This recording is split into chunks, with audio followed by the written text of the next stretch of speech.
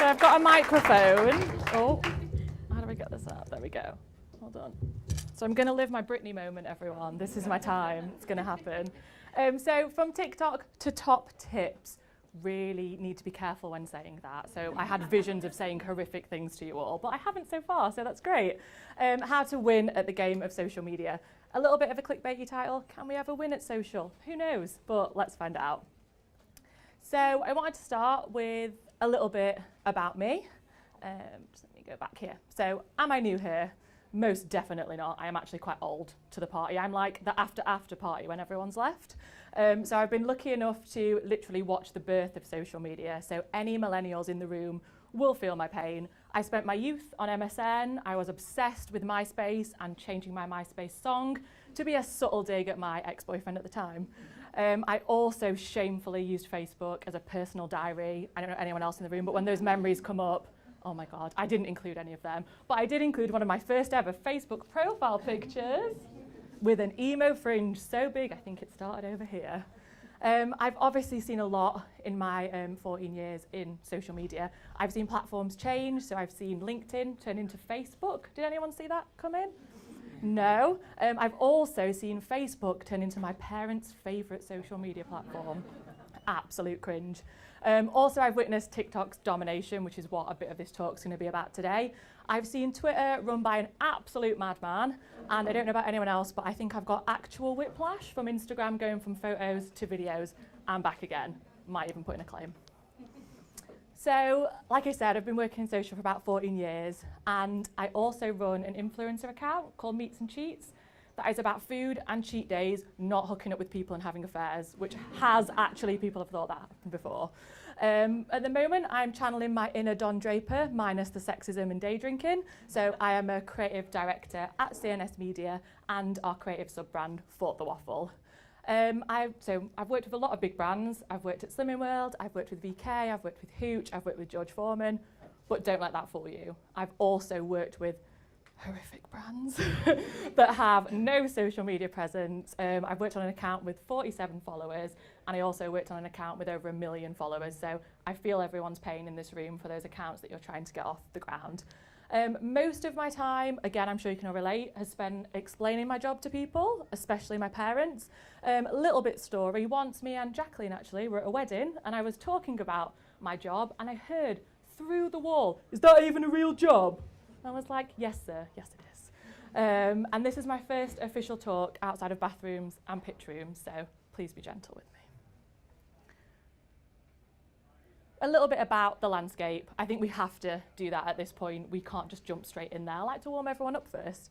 So this year, there will be 4.8 billion social media users worldwide. So if your brand's not on social, look at that amount of people that you would be missing. It's like that basically the world. The average person also bounces between 7 different social media platforms, so they're bouncing around all over the place. I know I do that quite a lot.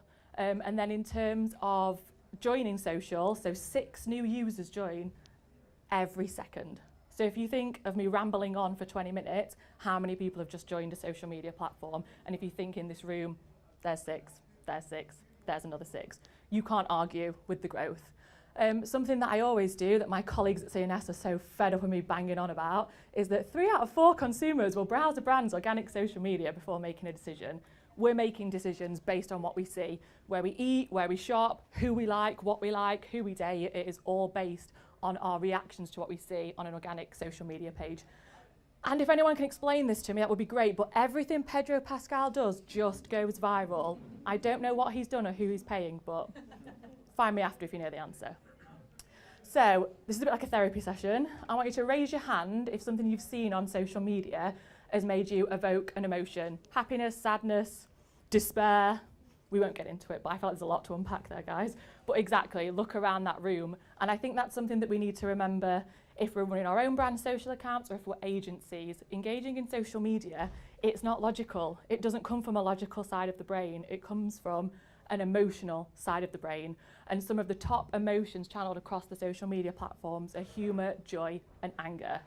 So again, I want you guys to think when you're putting your posts out there, whether, like I said, be client or agency, what emotions do you want to convey with that? What do you want your followers to feel? Why would they bother sharing? Why do they care? You need to evoke something in them, whether it be any of the things I just mentioned, to make people engage.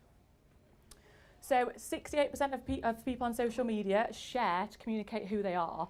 So I don't know about you guys, but back in the day, I'd share anything. I'd be like, yeah, cool, funny, share. Now I'm really particular about what I share because it reflects my personal brand. It reflects me. And sharing is so powerful. So if you think back in the day, it's just like someone wearing a branded hat or a branded t-shirt. They're sharing your content to other people and other people are seeing it. And you're not even paying them. Like, that is incredible. If you can elicit that emotion and get people to share your content, you're basically winning. Also, we're all at mercy with the algorithm, and it does prefer content that's got higher shares and higher comments. It doesn't care about likes. No one cares. We all accidentally like. It's fine. Was there another slide? Yeah. So the New York Times actually broke down sharing into 6 personas, which I feel is quite helpful. So you've got altruists, who they share to be helpful and unselfish. You've got another selection of people in there. You've got hipsters, which is probably shamefully me, but sharing cutting-edge content. You've got connectors, they want to connect, and selectives. So again, think which one you are, but also which one your customers are. So think your followers and people engaging on social. Why would they share? What are their feelings behind it? And which one do they drop into? I'd probably say your customer base is maybe sit in 2 or 3 of the different categories. And then when you're doing your content planning, plan for these different sharing personas. Oh, I love this meme. I'm sorry. I feel bad he got slapped, but it's just so funny. So a little bit about social media myths. So again, sorry about this, but raise your hand if you've heard a ridiculous myth about how to win on social media. So I kind of liken it to hiccups. It's kind of like, oh, if you do a post upside down while drinking water and standing on one leg, definitely going to go viral. So I wanted to give you guys a bit of an insight into the myths that I've used and things that work and things that don't. So one of the big ones is never reply to comments with emojis. And I'm kind of okay with that because you've got to think comments elicit comments. So if you're starting a conversation, then you're getting more comments and then your content is going to be shown to more people. If someone wrote a beautiful, profound comment on your brand social media page and you just were like, aubergine, like what is that? That doesn't mean anything to them. They want a comment, they want a conversation out of you. You need to be on every single social media platform. Does anyone have the time to be on every social media platform? Or just the mental capacity? So you don't. I'd say go where your customers are, try and just follow them, do quality content over quantity. Never post the same across all channels. I probably would agree. If you have got time, separate it up because all the channels have different needs and different following, and they have different algorithms as well. Remove the watermark. So this is something that we always do at CNS.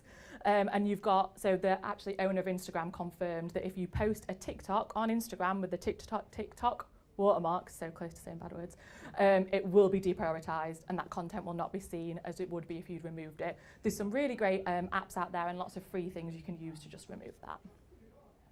So what's not worked for me? You should post and ghost. I hate this saying, and I kind of always say, well, I bet some of you maybe would, Clem.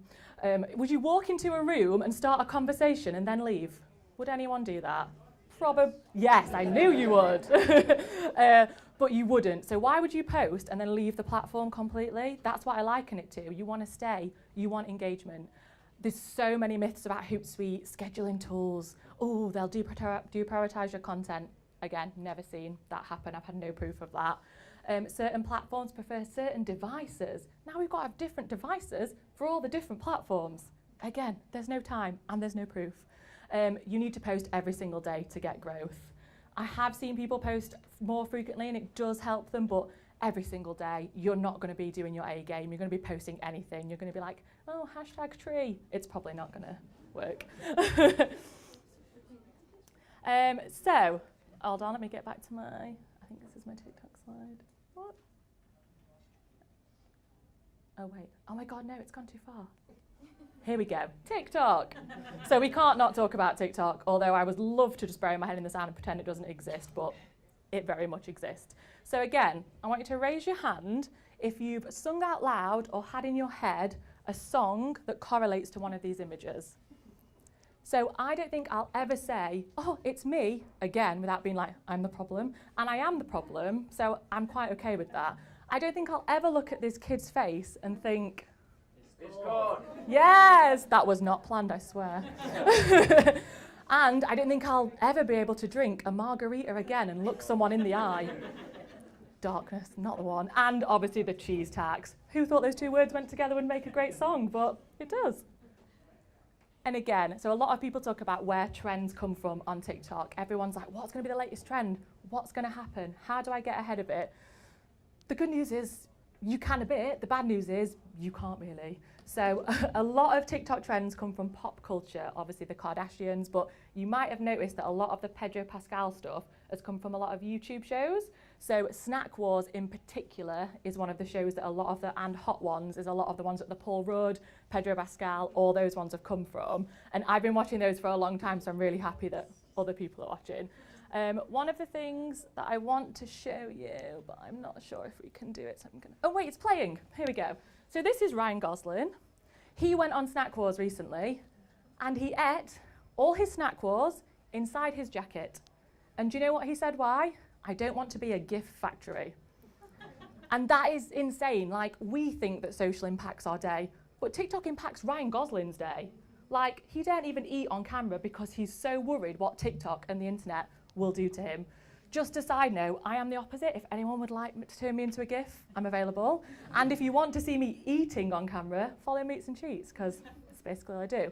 But again, it just resonates our culture. It goes to show that we don't just care about it.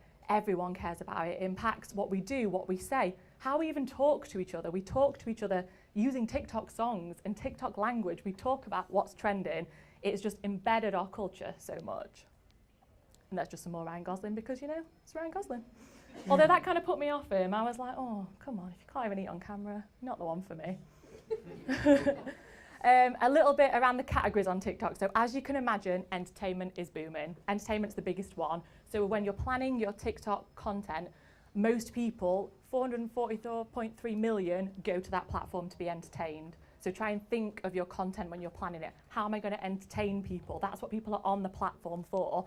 And then obviously you've got dance, which is massive. I'm not going to do a TikTok dance there. It's embarrassing. I've tried. And pranks. And then it goes quite down to like outdoors and pets. So TikTok has an engagement rate that literally I could only dream of in my wildest dreams. A 7.11 engagement rate. I don't know about anyone else. If anyone's had an engagement rate that high, please raise your hand and work for me. No, okay. It's insane. And a lot of stuff around TikTok is the FYP page, so the For You page. How do you get on that page? And it's unique for every single person in this room. Every single person will log on their TikTok feed and see something totally different. Also, apparently it never ends. Apparently you cannot complete TikTok. Again, holler at me if you have, but don't spend your working time doing it. But it's so unique, and it's so basically, how do you get on that page? So we need to find out. So it's claimed that TikTok uses over 200 different metrics to serve you stuff on your FYP page. What they've confirmed it's based on is accounts you follow, videos you've watched and added to your favourites, comments you've left, your gender and age, your device type, and your location and language, and all that other weird secret stuff that I can't reveal. But this is what it doesn't be based on. Followers, FYP hashtags apparently don't help you get on the FYP page. Controversial, I know. Whether you've had previous high-performing videos. So my top tips for TikTok, again, hard to say. Number one, create a blank TikTok account. So create a completely separate blank account. Don't follow, don't engage, and it'll give you a really great non-biased insight into what people are looking for. Remember that that platform is tailored to everyone in this room. I definitely suggest you do that. Also, unlike me, people tend to get to the point quite quickly on TikTok. So in the first, I think it was the first 3 seconds. So you want to grab people, you want to capture them. And obviously jumping on trending audios. For example, if there was a trending audio for this room, it would probably be Nelly, Hot in Here, because I think it's pretty warm. But jumping on those trending audios and jumping on that bandwagon is always great. And I know you'll probably think TikTok's not for me. I'm scared of it. My brand can't be on TikTok. Ryanair, guys. Ryanair is shit. They're a terrible airline. Like, come on. Sorry, Ryanair here. I have not checked that. But they've got 2 million followers on TikTok. And on the tools, you've got Crocs and you've got Duolingo, which is a translation app, 6.7 million followers. So if you think it's not for you, it potentially could be. Right, I haven't got long left, so I'm going to have to speed through this. This is my last bit. So here's 6 key lessons I've learned from the world of social. So one size doesn't fit all. It's okay to be a not on every platform. Create content based on your audience. Create content for who they are.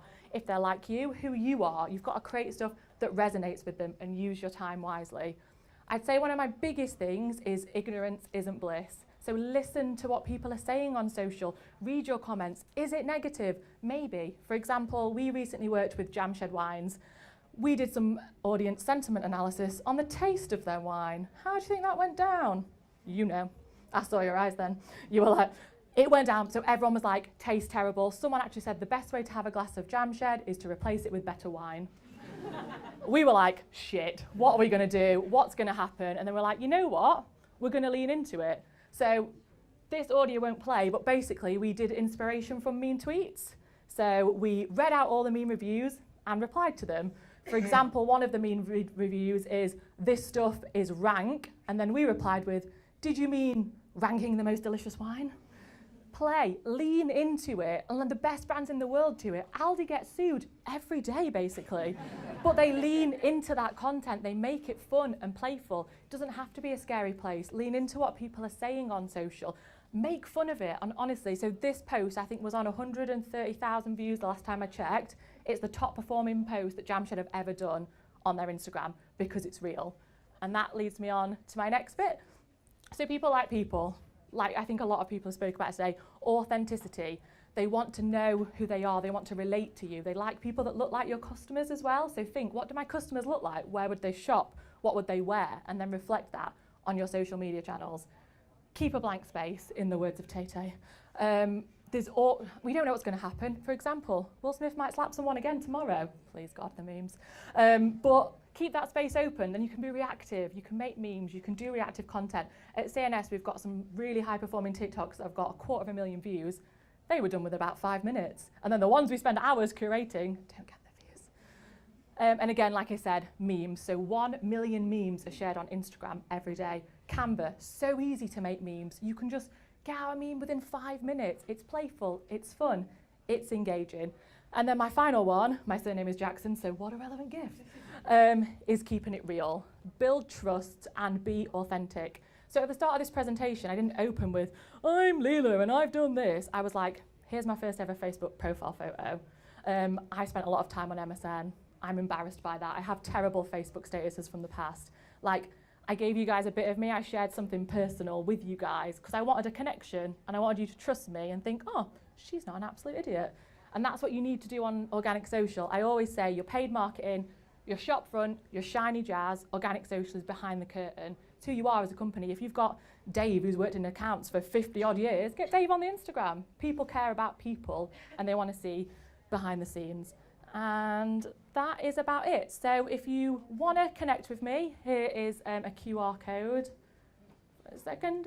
Oh, it's gone. Oh wait, hold on. There we go. QR code, or you can get in touch with me via Meats and Cheats, which is the foodie page, or the CNS website, or the Fork the Waffle website, or you can follow me to the toilet and shower me through a wall. Thank you.